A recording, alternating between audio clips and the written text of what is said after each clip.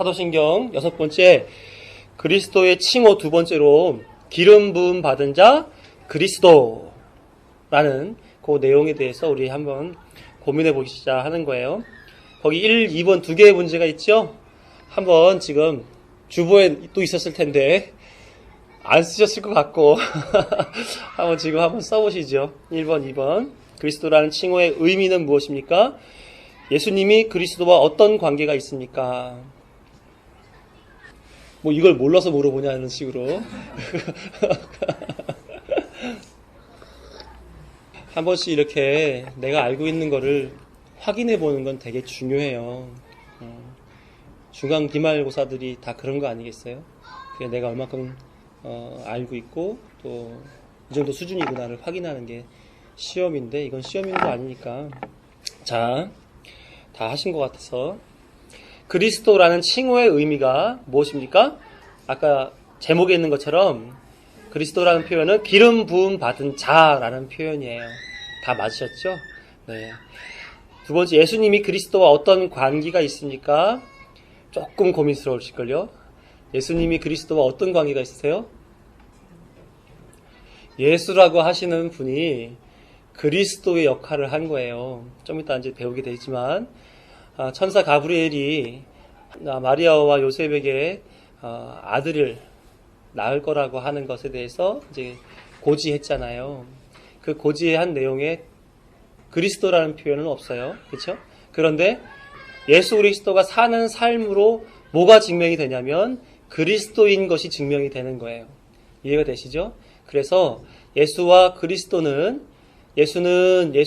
예수님이라고 하는 그분을 사람들에게 표현하고자 하는 명칭이었다면 그리스도는 그분의 사역을 표현해주는 그런 명칭인 거예요.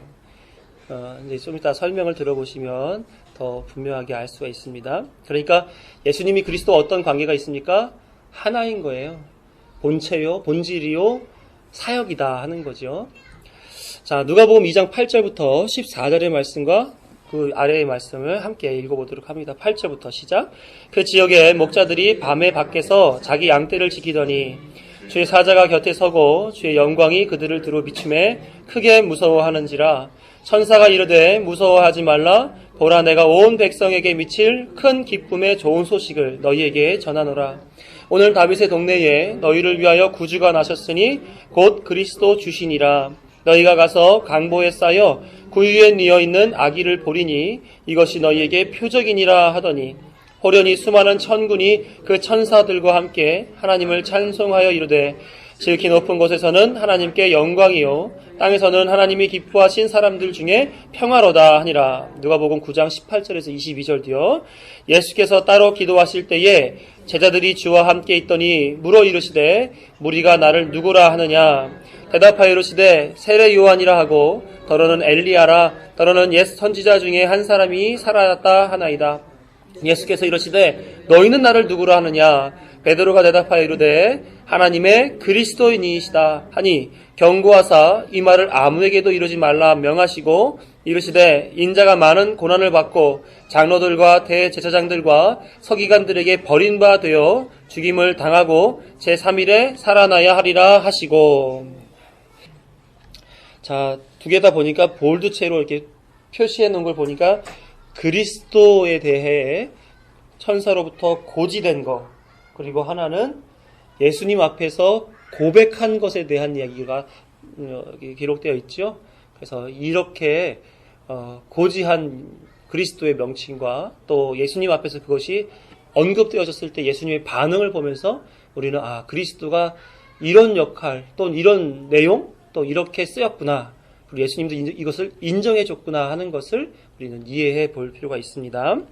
지난 시간에 예수라는 호칭에 대해서 우리 얘기를 했어요. 짧게 복습해 보면 예수는 임의로 지어진 이름이 아니라 하나님이 계시로 주신 이름이다 이렇게 얘기했어요.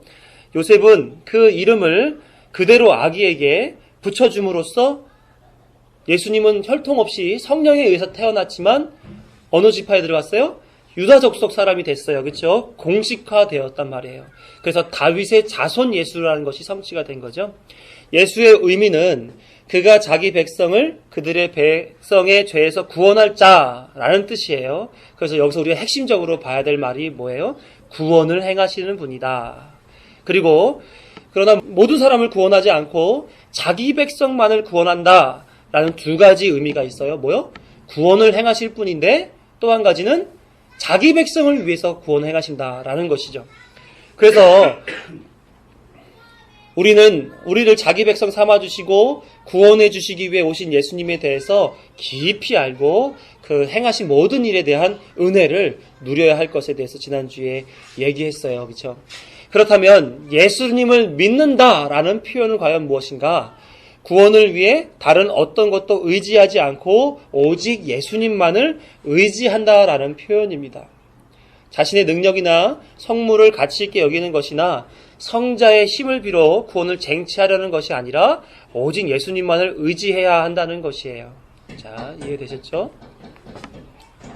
자, 행위라고 하는 것은 어떤 것을 기반을 두고 표현되어지는 걸까요? 먼저 인식이 있어야 돼요. 그래서 인식이라고 하는 것은 지식과 경험을 통해서 갖게 되는 거죠. 그렇죠? 예수님을 믿는다라고 하는 행위는 예수님에 대한 알면서 시작이 되는 거예요. 어떻게 알아가요? 하나님을 배워야 됩니다. 그 배운 삶을 따라 살아서 이게 예수님이 나와 함께 하신다는 뜻이구나. 예수님을 믿는다는 것은 이런 경험을 갖게 해주네? 라는 내 삶의 경험이 내 것의 인식으로 남아있었을 때 그것이 바른 행위로 나오는 거예요. 이해가 되셨죠? 그렇죠? 그러니까 예수님을 잘 믿는다라고 덮어놓고 믿는 것은 상당한 오해가 있어요. 그거는 하나님이 우리에게 주신 종교심이라는 것이 있죠. 요거는 하나님을 믿는 지식, 하나님을 믿게끔 만들어주기도 하지만 이 종교심 자체로 봤을 때는 모든 세상에 있는 종교라고 하는 것에도 끌려가게끔 만들어주는 마음인 거예요. 다시 말하면 어딘가에는 신이 있고 그 신을 나는 의지해야 한다라고 하는 것이 암암리에 우리 안에 담겨져 있는데 하나님은 이걸 통해서 당신을 믿게 만들었단 말이에요. 그런데 사람들은 어떻게 해요? 당신이 아닌 다른 것들을 믿고 추앙하고 살았단 말이죠. 그렇죠? 이 종교심만 가지고 기독교를 믿는다는 것은 너무나 큰 오류를 범하기 마련이에요. 왜요? 하나님은 우리를 뭘 믿는 거예요? 계시를 믿는 거기 때문에 하나님의 계시는 하나님을 드러내는 거거든요. 계시라고 하는 말은 하나님을 드러낸다 이런 표현인데 그러면 그 드러내는 것을 사람이 어떻게 알아들을 수가 있어요? 하나님인데 신적인 영역의 당신의 표현을 우리가 어찌 문자를 읽으면서 이해할 수가 있냔 말이에요. 그러니까 누가 알려줘야 돼요? 성령께서 알려주셔야 돼요. 그래야만이 바른 하나님에 대한 지식과 경험이 인식화될 수 있어서 믿는 행위로 그것이 승화될 수가 있는 거예요. 그러니까 예수를 믿는다라고 하는 의미는 단순히 덮어놓고 나 예수님 믿는 사람이야 라고 말할 수 없어요. 예수님을 믿는다라고 하는 것은 예수님에 대해서 알아야 되고요. 그 예수님을 아는 지식으로 뭔가 예수님을 쫓아 살아가서 결과적으로 얻어지는 경험이 있어야 됨으로써 이것이 내 안에 예수님을 믿는다는 것은 이런 거구나라고 하는 인식이 있었을 때 바른 믿음이 나타날 수가 있다는 얘기죠. 그러니까 우리는 단순히 믿으면 안 돼요. 진지하게 믿어야 돼요. 신앙이라고 하는 것은 그냥 해도 되고 안 해도 되는 문제가 아니잖아요. 그렇죠? 우리 아이들 교육시키는 문제 해도 되고 안 해도 되니까 대충 네가 알아서 커라. 절대 이러지 않아요. 이것만큼은 알려줘야 되고 배워야 되고 하는 그런 어떤 부모로서 기준을 가지고 있다면 철저하게 가르치려고 애쓰잖아요. 마찬가지로 우리에게 필요한 것이기 때문에 신앙은 철저해야 된다는 거예요. 지금까지 저도 어렸을 때 컸던 교회에서도 열심히 공사하면 되는 줄 알았어요. 주일 성소 잘하고 헌금하고 제가 지금 뿌듯하게 여겼던 것은 얼마 전까지 뿌듯하게 여겼던 것은 제가 병생활을 하다가 하사관이 됐단 말이에요. 그때 나라에서 지원금을 줬어요. 400만 원. 정말 23살 때 400만 원 엄청 큰 돈이에요. 근데 그거를 첫 예물이라고 헌금 딱 했어요. 그리고 제 스스로 잘했어. 뿌듯하다. 너 많이 컸어. 이랬거든요. 근데 지금 생각해보니까 그런 열심으로 하나님 앞에 믿음 있다 행위를 인정받을 수는 없더라는 거예요. 왜요? 거기 내 자랑이 담겨 있었거든요. 돈 내는 게 중요한 게 아니라 내 중심을 드리는 게 중요했는데 그냥 종교심에 의해서 그렇게 하면 잘하는 거라고 어렸을 때부터 배워와서 교회에서 지휘하죠, 찬양인도하죠, 교사하죠, 뭐 청소하죠, 뭐 이렇게 막 이렇게 이것저것 하다 보니까 결과적으로는 제 안에서의 자랑거리를 만들었고 그것도 하나 덧붙이기 위한 표현으로서 이렇게 행동했더라는 거예요. 그러니까 지금 생각해보면 너무 어리석은 거죠. 너무 어린 아이 같은 신앙이었던 거예요.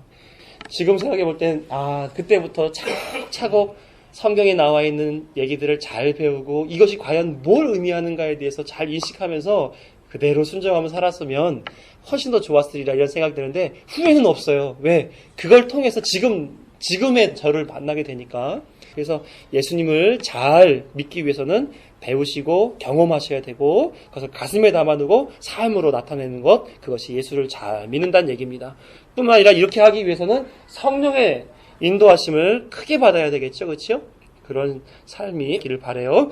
오늘은 6번째 시간 그리스도의 칭호, 두 번째로 그리스도에 대한 이야기를 나눠보려고 합니다. 첫 번째, 그리스도라는 칭호의 기본적 의미와 사용된 용례들을 보게 되면, 예수라는 이름의 다른 이름이 바로 메시아, 그리스도라는 표현이에요. 메시아, 그리스도. 얘는 시브리어고요. 얘는 헬라어죠. 같은 말이에요. 메시아랑 그리스도. 둘 다 무슨 뜻? 기름 부음 받은 자, 이런 뜻이죠. 그죠? 예수라는 이름을 흔히 보았다 말씀했는데 그리스도도 마찬가지로 흔한 이름이었습니다. 구약에서는 메시아라는 호칭으로 많이 사용되었죠. 그런데 메시아라고 하는 이 표현은 혼자 독자적으로 쓰는 표현은 아니었어요. 그래서 여호와의 메시아다, 나의 메시아다 이런 표현을 쓰면서 여호와의 메시아는 주의 기름 부음을 받은 자, 나의 메시아는 나의 기름을 부음 받은 자 이렇게 사용했어요. 그래서 메시아라는 호칭은 다양하게 사용했었습니다. 그런데 어떨 때 사용했느냐면 이 메시아라는 표현을 많이 사용했다고 그랬는데 첫 번째 제사장들에게 기름을 부으면서 사용했다 하는 거예요. 히브리어로 마슈아흐라고 하는 말인데 관유를 갖다가 그 머리에 부어 바르는 일, 이런 표현이에요. 그래서 제사장이 위임 받을 때마다 머리에 기름을 부었단 말이에요. 그리고 대제사장을 히브리어로 말하면 마시아 이렇게 표현하는데 기름 부음 받은 제사장, 대제사장을 표현하는 말이죠. 마찬가지로 제사장뿐만 아니라 이제 왕을 세울 때도 기름을 부었습니다. 이거는 물론 이제 왕 제도가 있기 전부터 지도자들에게 기름 부음 있는 일들이 있었죠. 사사기 9장 같은 경우에. 근데 대부분의 이제 기름 부는 상황들을 보게 되면 잘 아시다시피 사무엘이 누구에게 기름 부었어요? 사울에게 기름 부었고 다윗에게도 기름을 부었죠. 그렇죠? 예?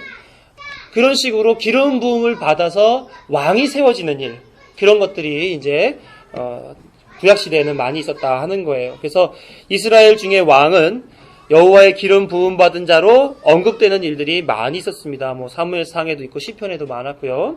또 세 번째로 선지자를 세울 때도 기름 부은 일들이 있었습니다. 선지자를 다 세울 때마다 기름 부은 것은 아니지만 대부분의 선지자들은 하나님께서 기름을 부어서 세우셨다 하는 거예요.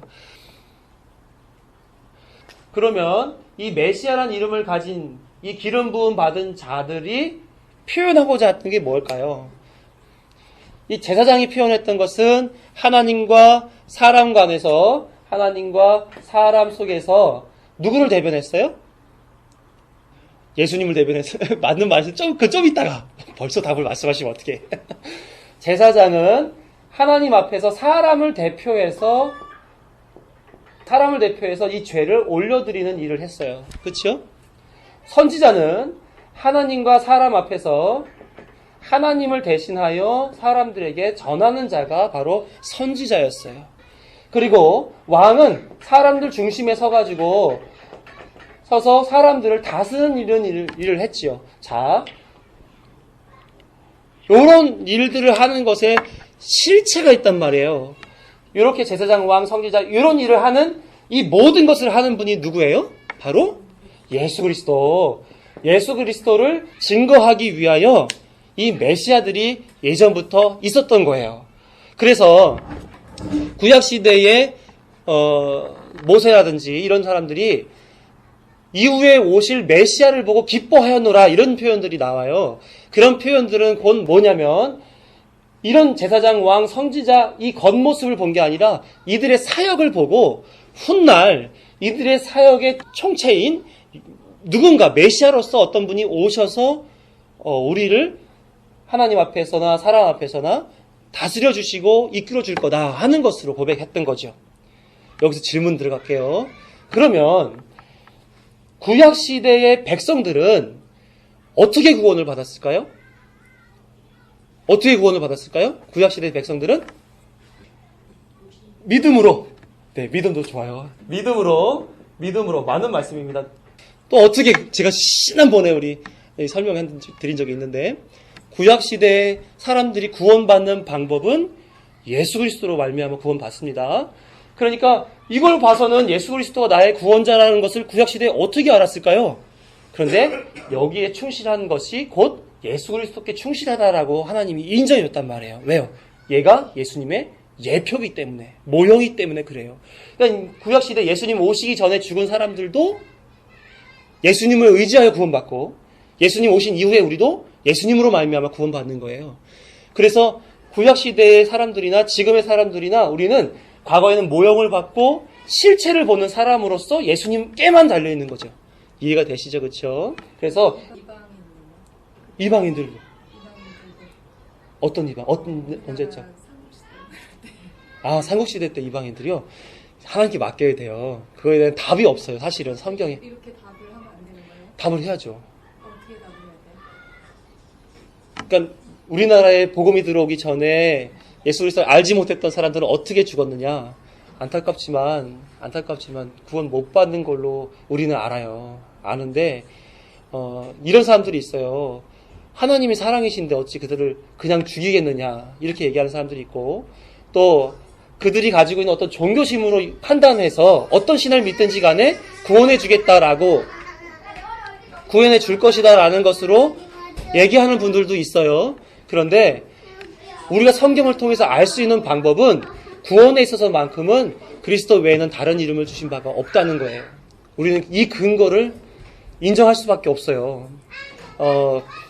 그렇게 되지 않으면은 다원주의자가 되고 자유주의자가 돼요. 그래서 우리는 이제 그렇잖아요. 에덴 동산과 또 그 에덴 동산 이후에 있는 백성들과 또 아브라함의 이제 후손들과 이런 사람들을 하나님이 선택하셔서 살리셨단 말이에요. 그럼 그 옆에 있었던 이방 족속들은 다 어떻게 된 거냐 이렇게 얘기하는 거죠. 근데 그런 것에 대해서 성경에서는 그들이 다 멸망당할 족속이라고 얘기를 하잖아요. 그렇죠? 그러니까 하나님을 알지 못하였으므로 이런 표현하면서 그러니까 결과적으로 우리는 분명한 근거를 붙잡고 가야지 그들이 어떻게 됐는지에 대해서 이렇게 성경이 얘기해 주지 않고 있는 부분들을 이렇게 추측한다거나 하는 것은 조금 조심스러워요. 이해가 되시죠? 그렇죠? 그래서 저는 개인적으로 그냥 성경을 근거한다면 아니라고 생각을 하고 하지만 이제 안타까운 그런 마음은 가지고 있어요. 근데 중요한 건 이런 거예요. 우리 사람의 입장에서 하나님이 행하시는 일들을 사람의 입장에서 판단하게 되면 안타까운 일들이 너무나 많죠. 그런데 하나님의 입장에서 봤을 때는 지극히 당연한 일일 수도 있어요. 우리가 소나 돼지나 먹기 위해서 잡잖아요. 소 입장에서는 얼마나 괴롭겠어요. 김수아지 엄마 죽었어 이러면서 어제 잡혀 들어갔어 그러면서 저기 장닭이 어제 치킨 됐대야 이러면서 그러면 서로 닭들 간에는 얼마나 그렇겠어요. 근데 사람 입장에서 어때요? 그게 주는 것이 그렇지 않잖아요. 하나님 봤을 때도 사람이 하나님을 영화롭게 하고 찬송하게 하기 위해서 존재하는 존재 피조물이지만 하나님 입장에서 봤을 때 믿는 사람은 산자요 믿지 않은 사람은 다 죽은 자란 말이에요. 그렇죠? 그래서 에스겔 골짜기에서 살아난 그 뼈대처럼 뼈다귀들이 그 사람들은 산 거지만 여전히 땅에 묻혀서 뼈다귀로 있는 사람들은 먼지 같은 거죠. 흙이죠, 흙. 그러니까 하나님 보시기에 우리의 보는 것과는 많은 판단의 차이가 있어요. 그러니까 우리 마음에는 안타깝지만 하나님이 보시기에는 그렇지 않다. 근데 너무 감사한 것은 그런 사람들을 통해서 그러니까 애굽 사람들이나 블레셋이나 모압 족속이라든지 이런 사람들을 통해서 이스라엘 백성들을 하나님 백성화시켰잖아요. 만들어 가셨잖아요. 그런 사람들을 통해서 우리를 또 하나님의 자녀로서 만들어 가시는 거다라는 생각이 들면서 그냥 그거를 또 감사로 받으면 버릴 게 없는 것 같아요. 그렇지 않으세요? 전도하러 나가게 되면 강팍한 사람들을 많이 만나요. 그렇죠? 말도 못하고 눈도 못 맞추게 하는 사람들이 많이 있어요. 그런데 한번 생각해보면 나도 저 사람들이랑 다를 게 없는데 나는 어떻게 믿어서 여기 있나. 이런 생각하면 너무 감사하지 않아요? 나도 저 사람이랑 성정이 똑같은데 하나님은 나한테 무슨 은혜를 베푸셔서 나는 어떤 걸 잘해가지고 하나님 앞에 이렇게 인정받고 교회에서 구원받은 자로 앉아있을 수 있나. 그런 생각하게 되면 너무 감사하죠. 그렇죠? 그러니까 우리는 하나님 입장에서 생각하시자고요. 그렇지 않으면 너무 눈물 흘릴 일이 많은 것 같아요. 이게 말이 많은 사람은 아닌데 한마디 하면 말이 막 길어져서 혹시라도 길어지면 알아들었거든요 이렇게 하세요. 그래서 이 세 부류의 사람들은 장차 오실 진정한 제사장, 왕, 선지자인 메시아, 예수 그리스도를 미리 예표하기 위해서 세운 분들이다. 그분이 오시면 그분이 진정한 제사장으로서 이스라엘을 성결케 할 거고요. 진정한 선지자로서 하나님에 대한 온전한 지식을 전하는 자가 될 것이고 진정한 왕으로서 이스라엘과 온 천하를 다스리실 거예요. 그래서 그분이 오시는 것을 우리는 고대하죠. 그래서 세례 요한이 유대 광야에서 회개의 메시지를 전할 때에 유대인들은 당신이 메시아냐고 물었어요. 세례 요한은 뭐라고 대답했죠? 아니다 라고 분명하게 했죠. 자기보다 더 크니 성령으로 세례를 주시는 하나님의 아들이 그 가운데 서 있다. 이런 얘기를 했습니다. 그러니까 고대하는 사람들은 그렇게 바라는 거죠. 예수님이 오실 거야. 예수님이 오실 거야. 우리를 성결케 하시고 다스리시고 우리를 하나님 앞에 하나님의 지식 가운데 있게 하는 그런 분이 오실 거야 라는 것을 소망하는 그런 일들이 벌어지게 되는 거죠. 예수님이 그리스도라고 증언한 사람이 세례 요한은 처음이 아니었어요. 예전에 천사들이 예수님의 탄생을 전할 때 누구에게도 전했어요? 아까 읽었던 것처럼 목자들에게도 나타나서 전하게 됐어요. 예수님의 탄생 소식을 전하면서 이렇게 얘기했죠. 누가복음 2장 11절을 보게 되면 오늘 다윗의 동네에 너희를 위하여 구주가 나셨으니 곧 그리스도 주시니라. 태어나실 분이 그리스도라는 거예요. 예수님인데 예수님이 어떠한 분으로 사실 것인지에 대하여 소개해 준 거란 말이죠. 이해가 되시죠? 마리아가 결례의 기한이 찼어요.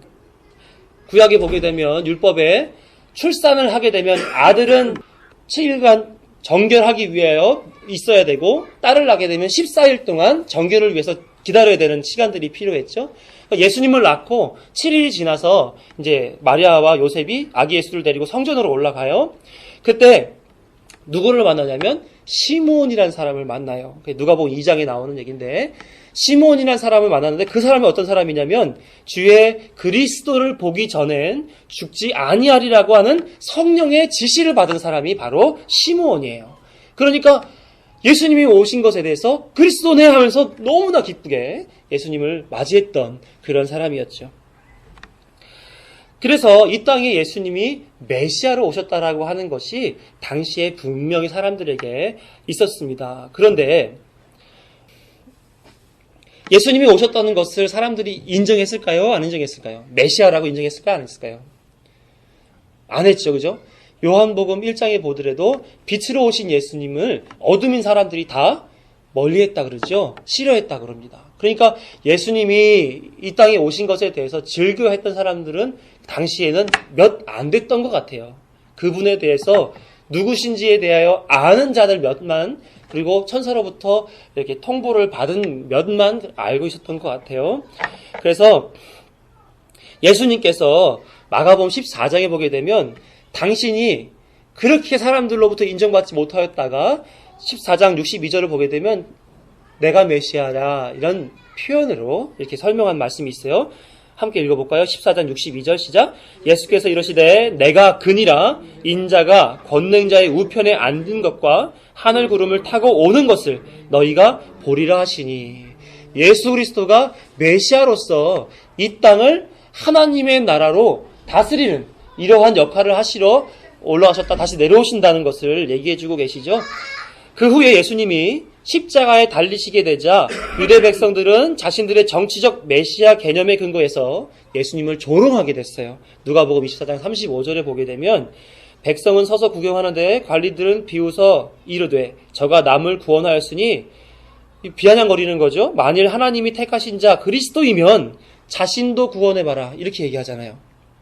네가 그리스도냐? 그럼 너나 구원해봐라 이렇게 얘기하는 거예요. 그들에게는 고난을 받는 메시아, 십자가에서 죽는 메시아, 나무에 매달려 저주받은 메시아 이런 거는 한 번도 생각해 보지도 않았던 거지요. 이 사람들에게는 어떤 메시아 사상이 있었을까요? 그렇죠. 지금 정치적으로나 사회적으로 핍박받는 상황에 있단 말이에요. 로마의 속국으로 있었고 로마의 정치 그 압제를 받아야만 했단 말이에요.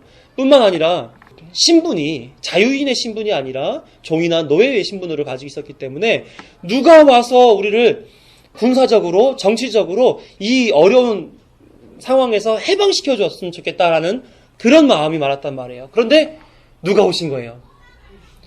약자로 오셨잖아요. 예수님이 약자로.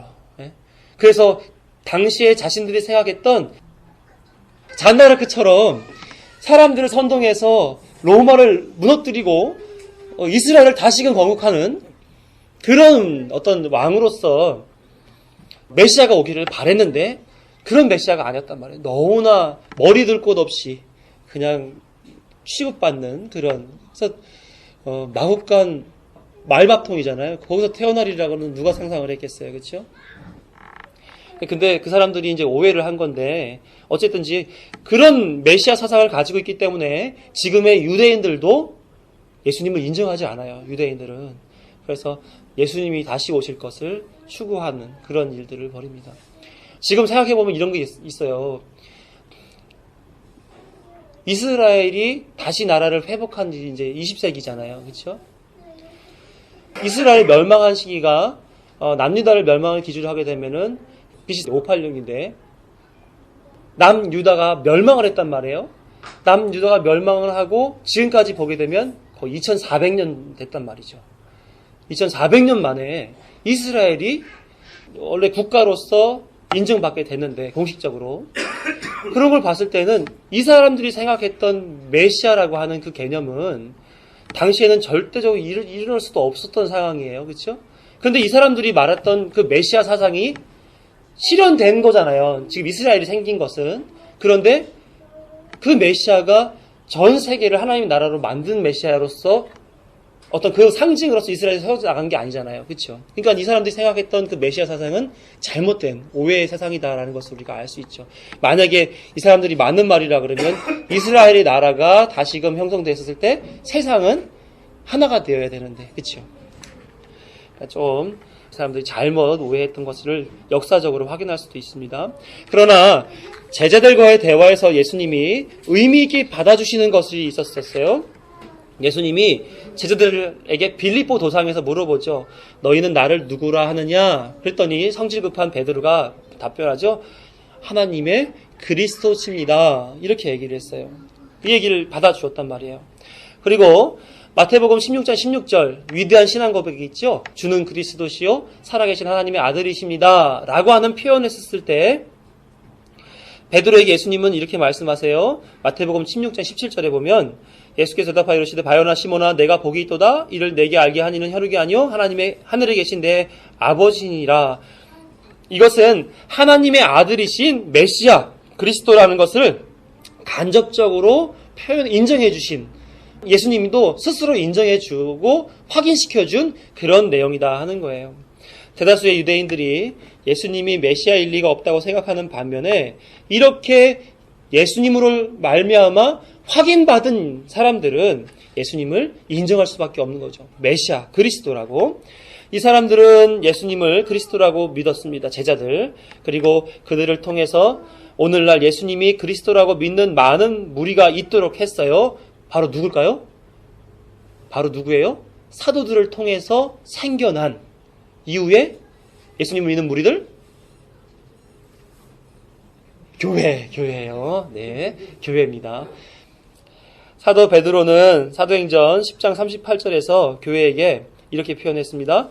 하나님이 나사렛 예수에게 성령과 능력을 기름 붓듯 하셨음에 라고 하면서 예수님께서 메시아이시고 성부의 보내심과 성령의 임하심으로써 그리스도로서 사용하셨다라는 것을 강조해 주었습니다. 그러니까 우리는 예수님이 메시아라고 하는 그 어떤 의미와 그리고 성경에서 다양하게 쓰여서 확인시켜 주는 바를 기억해 줘야 되는 거예요. 아, 예수님이 그리스도 메시아셨구나. 분명하게 포기하시면 안 됩니다. 그럼 이 땅은 박근혜가 살릴까요? 예수님이 살릴까요? 박근혜가 살려요? 예수님이 살려요? 네. 아이고. 자, 두 번째, 예수님께서 그리스도라는 말의 뜻은 뭐냐면, 이제 이 얘기를 좀 소개하려고 그래요. 먼저 이제 최고의 선지자이신 예수님에 대해서 한번 얘기해 볼게요. 첫째로 그리스도이신 예수님은 참되시며 최고의 선지자로서 구속에 대한 하나님의 은밀한 경륜과 하나님의 뜻을 온전히 다 계시해 주셨고 또 계시해 주시는 분입니다. 성경이 창세기부터 요한계시록까지 하나로 통일되어 있다라고 하는 통전성에 대해서 저는 너무나 감격스럽게 이렇게 생각해요. 왜냐하면 이 계시라고 하는 것은 아까 뭐라고 그랬죠? 하나님이 자신을 드러내는 것이다 이렇게 얘기를 했어요. 그럼 구약에서는 선지자들을 통해서 얘기하시고 이 예수님의 때는 예수님이 실제로 그것을 확인시켜 줬어요. 하나님을 구약에서 이제 여기서부터 시작이죠. 여기서 이제 하나님을 선지자들이 전했단 말이에요. 근데 그것을 받아서 예수님이 전해요. 그리고 예수님이 올라가시고 보혜사 성령님께서 다시 오셨을 때 성령은 다른 얘기 할까요? 같은 얘기 하세요. 똑같은 얘기를 계속 사람들에게 한단 말이에요. 그래서 예수님은 이미 모세와 선지자들을 통하여 구약에 전했던 모든 하나님의 나라를 당신이 완성하실 거다라고 하는 그 사실을 계속해서 전하시고 계신 거예요. 그러니까 우리는 구약을 보면서도 예수님을 확인할 수 있고 예수님 하신 말씀을 통해서 예수님은 이렇구나. 또 신약에서 성령을 통해 사도들이 전하고 있었던 것들, 그 다음에 사도 요한이 보았던 환상들 속에서 또 뭘 확인하냐면 바로 예수 그리스도를 확인할 수 있다는 거예요. 전체가 하나예요. 어쨌든지 그래서 최고의 선지자이신 예수 그리스도에 대해서 늘 이렇게 감격적으로 저는 사실 듣는 편입니다. 어떤 성경을 보더라도 자신이 누구이시며 자신이 어떠한 구속을 이루실 것인지 그리고 자신이 도래할 하나님의 나라에서 소개하는 것에 있어서 그 자신 예수 그리스도에 대하여 잘 증명하고 소개하고 있는 선지자로서 역할을 다 하셨다. 이런 마음을 늘 갖습니다. 그래서 히브리서 기자는 1장 1절과 2절에서 옛적의 선지자들을 통하여 여러 부분과 여러 모양으로 우리 조상들에게 말씀하신 하나님이 뭐예요? 선지자들을 통해서 구약시대에 전했던 하나님이 이 모든 날 중요해요. 마지막에는 아들을 통하여 우리에게 말씀하셨으니 지금 예수님이 오신 이후로부터는 뭐라는 거예요? 종말의 때라는 거예요. 이 종말의 때에는 어떤 것만 얘기합니까? 결정적인 것, 최종적인 것만 얘기할 거 아니에요? 누가 얘기해요? 예수님이 얘기했었단 말이에요. 그럼 성경은 완료됐어요? 아니면 좀 더 첨가해야 돼요?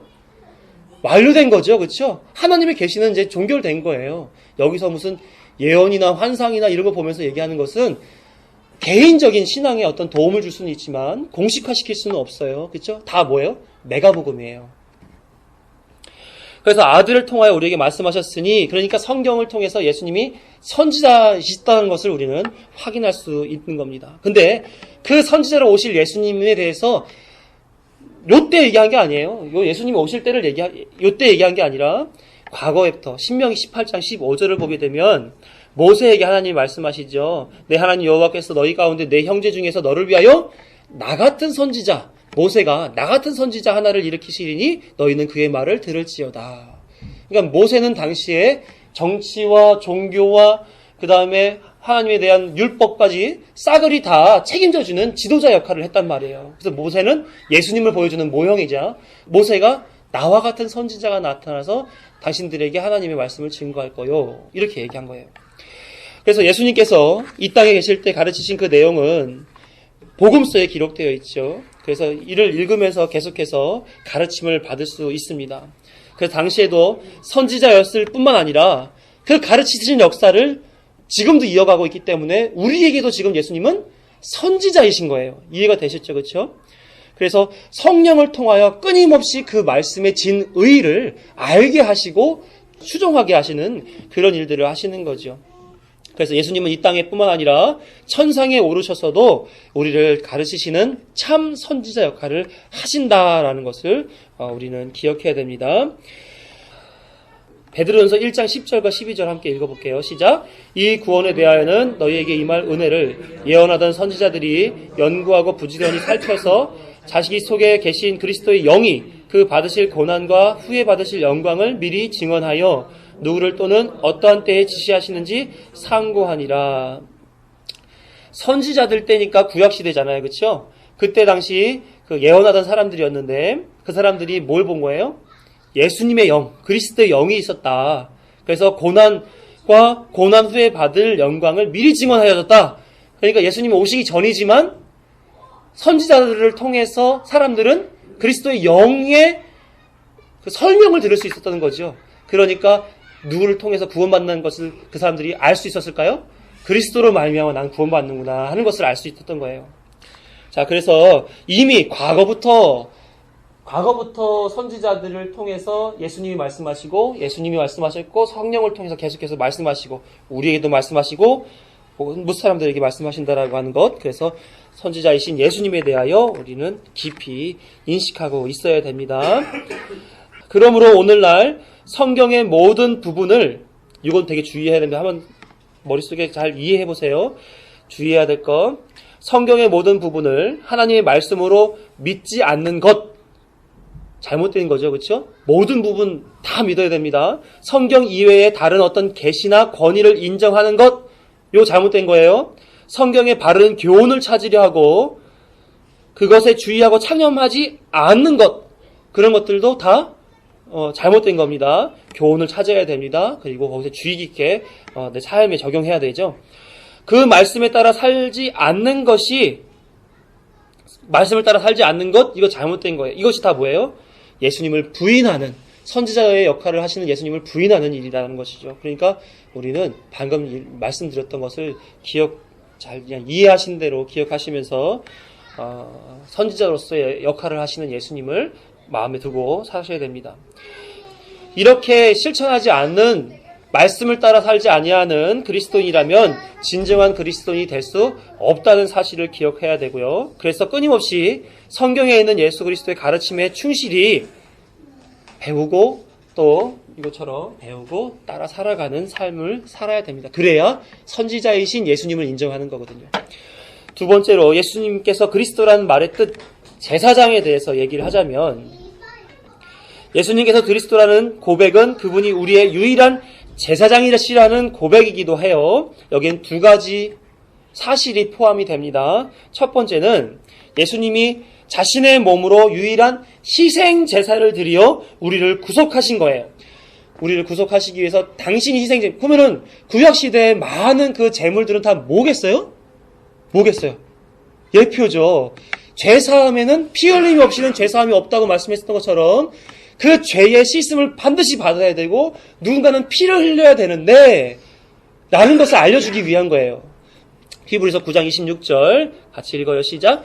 그리하면 그가 세상을 창조한 때부터 자주 고난을 받았어야 할 것이로되 이제 자기를 단번에 제물로 드려 죄를 없이 하시려고 세상 끝에 나타나셨느니라. 자기를 제물로 드려서 죄를 없이 하시려고 단번에 죽었다는 거예요. 단번에. 그래서 히브리 10장 10절 12절에 보게 되면 예수 그리스도의 몸을 단번에 들이심으로 말미암아 우리가 거룩함을 얻었노라 이렇게 하는 메시지도 기록되어 있어요. 그러니까 그리스도의 희생 제사만이 죄를 없애는 효력을 가진 유일한 제사다 하는 것을 우리는 기억해야죠. 히브리서 기자는 제사에 대해서 히브리서 10장 4절에서 황소와 염소의 피가 능히 죄를 없이 하지 못하기 때문이다. 그리고 10장 3절에서는 해마다 죄를 생각하게 한다. 그래서 아까 얘기했던 것처럼 황소와 염소의 피, 해마다 죄 사함을 받아야 되는 속죄일에 죄를 짊어지고 나가야 하는 그 자신들을 봐야 되는 거, 이건 뭐를 예표하기 위한 거예요? 하나님을 예수님을 예표하기 위한 것이다라는 거죠. 그러므로 예수 그리스도만이 우리가 하나님 앞에 갈 수 있는 방법이 되고 우리의 생명을 영생으로 이끌어가는 유일한 길이시다는 사실을 우리는 기억해야 됩니다. 그래서 이건 부인하는 일이 돼요. 첫 번째, 그리스도의 희생제사 외에 다른 어떤 것을 의존해서 하나님께 나아가려고 하는 것, 이거는 잘못된 일입니다. 두 번째, 그리스도의 희생제사에 대해 무엇을 더해 주어서 보태서 구원을 얻으려고 하는 것도 잘못된 일인 거예요. 또 그리스도의 희생제사가 그 어떤 점에서라도 불충분해서 이거 좀 되나 안 되나 하는 것, 의심을 갖는 것 자체만으로도 그것은 예수 그리스도가 대제사장 되시고 제물 된다라고 하는 그 사실을 부정하는 일인 겁니다. 그러니까 WCC가 말하는 천국에 가는 방법이 하나뿐이겠느냐, 이리 갈 수도 있고 이리 갈 수도 있는 거 아니냐라고 얘기하는 것은 심각한 신앙에 대해서 잘못 인식하는 것이죠. 그래서 우린 WCC를 추종해서는 절대로 안 됩니다. 두 번째, 그리스도가 우리의 제사장 되신다는 것은 그가 지금도 살아서 하나님께 중보하신다는 것을 포함하는 거예요. 제사장, 아까 아침에도 배웠지만 제사장은 영원하지 못했어요. 일시적이고 불완전했습니다. 그런데 완전하신 영생의 능력을 가진 대제사장 예수 그리스도가 오심으로 예수님의 그 중보사역, 대제사장 사역은 영원히 지속되는 것으로 됐단 말이죠. 히브리서 기자는 히브리서 7장 24, 25절에서 이렇게 얘기하고 있어요. 예수는 영원히 계심으로 그 제사장 직분도 갈리지 않는다, 바뀌지 않는다. 그러므로 자기를 힘입어 하나님께 나아가는 자들을 온전히 구원할 수 있으니 이는 그가 항상 살아계셔서 그들을 위하여 간구하심이니라. 구약시대만 하더라도 죄를 지면 자기가 소를 끌고 양을 끌고 염소를 끌고 제사장 앞으로 나아갔어야 됐어요. 그런데 지금은 어떻다는 얘기예요? 우리의 그 모든 죄악상을 이미 아신 하나님이 예수 그리스도로 말미암아 예수를 통하여 시시각각 속죄의 은혜를 베풀어 주신다 하는 사실이에요. 그러니까 얼마나 예수님의 그 중보자의 역할은 우리에게 큰 의미를 두는가 하는 거죠. 또 1년에 한 번이 아니고 그냥 하고 싶을 때 하는 거였어요? 뭐가요? 이렇게 제사 그것은 이제 그런 형식은 사실 제사장들은 그 지파의 백성들이 죄를 지었을 때 수시로 받았어요. 근데 대제사장은 1년 7월 10날인가 하는 그 대속죄일에 지성소에 홀로 들어가 하나님과 독대를 했었어야 됐어요. 그거를 얘기하는 거예요. 대제사장이 예수님을 예표하니까. 대제사장은 1년에 한 차례, 그래서 자신이 죽으면 그 영속성이 끊어지게끔 되어 있어서 다른 사람이 맡고 다른 사람이 맡아야 되는 한계를 가졌지만 예수님은 어떠한 분이에요? 영원한 분이시고 예수님의 그 사역은 끊임없이 우리에게 효력을 발휘한다, 이 얘기인 거죠. 왜? 예수님은 살아계시니까. 9장 24절을 보게 되면 그리스도께서는 참것의 그림자인 손으로 만든 성소에 들어가지 아니하시고 바로 그 하늘에 들어가사 이제 우리를 위하여 하나님 앞에 나타나시고, 그렇죠? 하늘에 계셔서 우리에게 늘 계시는 예수님으로 존재하신다는 얘기예요. 모두 중보자로서 계시는 예수님의 사역을 표현하는 것입니다. 대제사장, 아까 얘기했죠? 하나님과 사람 사이 안에서 사람을 대표하여 하나님 앞에 속죄를 구하는 사, 그렇죠? 이 자로 계시니까 하나님의 죄에 대한 심판이 우리에게는 미치지 아니하고 계속해서 끊임없이 회복의 일만 일어난다는 얘기예요. 네 번째, 예수께서 그리스도라고 하시는 말씀의 뜻, 왕에 대한 이야기를 해볼게요. 이것은 왕을 뜻하는 말이고 구약에서의 왕들은 그래서 예수님의 왕 되심을 미리 예표해 주기 위해 했다 하는 겁니다. 구약의 왕들이 하나님의 왕 되심의 대리로서 다스렸다면 예수 그리스도께서 왕으로 오셔서 존재하시는 모든 세계는 다 예수님의 통치를 받는 거예요. 그리스도인은 어떻게 통치를 받아야 될까요? 그러면 왕의 통치를 어떻게 받아야 돼요? 예수 그리스도의 통치를 순종. 또 어떤 걸로 통치를 받아야 되나요? 예수님이 어떻게 다스리는지에 대한 인식이 필요해요. 예수님은 우리를 꼭두가시처럼 만들지 않아요. 우리에게 가지고 있는 자유의지에 의하여 하나님께서 우리에게 선한 의도를 주시고 하나님의 뜻을 소망으로 갖게 만들어 주셔서 순종하는 마음이 여기서 나오는 거예요. 그래서 하나님의 말씀을 아는 것과 여기에 성령께서 일하심으로 말미암아 순종으로 가는 거죠. 이 순종은 헬라어로 말하게 되면 이 순종은 그거예요. 내가 있어야 할 자리에 있는 게 순종이에요. 이해가 되시나요? 내가 있어야 할 자리에 있는 게 순종입니다. 그리스도인은 이미 표적이 예비되어 있는 사람인 거예요. 어디로 가야 되는지 정해져 있는 사람입니다. 이 자리에 누가 이끌어 가세요? 그리스도의 구속으로 말미암아 성령께서 견인해 가세요. 이끌어 간단 말이죠. 우리가 있어야 하는 위치, 그 자리에 있는 게 순종인 거예요. 우리가 하나님의 뜻에 대해서 이건 하나님의 뜻일 거야 라고 거기에 내가 열성을 다하는 것, 이걸 순종이라고 말하기에는 약간의 오해가 있을 수 있어요. 그러나 하나님이 다스리는 방식은 바로 이 말씀과 성령을 통하여서 네가 있어야 할 자리에 있으라는 거예요. 이해가 되셨죠? 그러니까 우리가 순종합니다 하면서 내가 옳은 것을 충성으로 다하는 사람들이 많아요. 대부분 다 그렇지 않아요? 그런데 그것이 과연 진짜 순종이겠느냐는 거야. 너가 원해서 하는 거 아니야? 아니면 너를 자랑하려고 하는 거 아니야? 너가 아는 것에 대해서 사람들에게 드러내려고 하는 거 아니야?로 질문한다면 고민이 될 수도 있어요. 그러니까 이 순종이라는 것에서는 어느 누구도 내 자의로 하는 게 아니라 말씀이 그렇게 소개하고 있고 성령이 내 안에서 주관하기 때문에 나와지는 일로 자랑할 수 없는 거예요. 그 안에서 늘 온유하고 겸손하게 이 일을 감당할 수밖에 없는 거예요. 아무리 힘든 일이다 할지라도 그런 겁니다. 그래서 예수님은 말씀과 성령으로 다스린다는 사실을 기억하고 성도들로 하여금 말씀을 잘 깨닫게 하시고 성령의 능력으로 그 뜻을 이루어 가게끔 역할을 하신단 말이에요. 그러므로 예수님의 통치는 순수히 영적인 통치이고 그러므로 예수님을 통치를 받는다는 것은 예수님의 말씀의 뜻에 주의하고 성령의 능력으로 그 뜻을 지켜나가는 것을 의미하는 것입니다. 그러니까 믿는데 말씀 안 듣고 믿는데 성경 안 보고 그럴 수는 없는 거예요. 그죠? 늘 끊임없이 주야로 묵상하는 자가 돼야 되는 거야.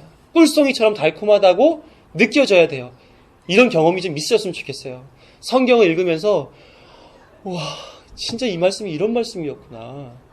저도 한때 밥을 안 먹어도 배가 부른다라는 생각을 했고 진짜 눈물이 앞을 가려서 너무 감격스러워서 그냥 매번 읽었던 본문인데 오늘은 특별히 어찌 여기에 이런 말이 있었네 라는 것으로 확인되는 그런 경험들을 저는 이제 몇 번 이렇게 해봤는데 그런 경험이 있었으면 좋겠어요. 진짜로.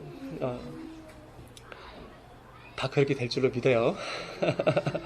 어찌됐든지 그렇게 그게 저한테만 이렇게 허락된 일이 아니라 누구나에게나 다 허락된 일이기 때문에 함께 그런 일을 많이 경험했으면 좋겠습니다. 그래서 예수님의 말씀을 많이 그래서 영생은 하나님과 그가 보내신 아들 예수 그리스도를 아는 것이라고 요한복음 17장에 말씀하셨잖아요. 마찬가지로 우리는 예수님을 아는 거예요. 살아가는 거예요. 현실적으로 세상의 통치 속에서 예수님의 통치를 따라 살아가는 것은 쉬운 일은 아닙니다. 왜요?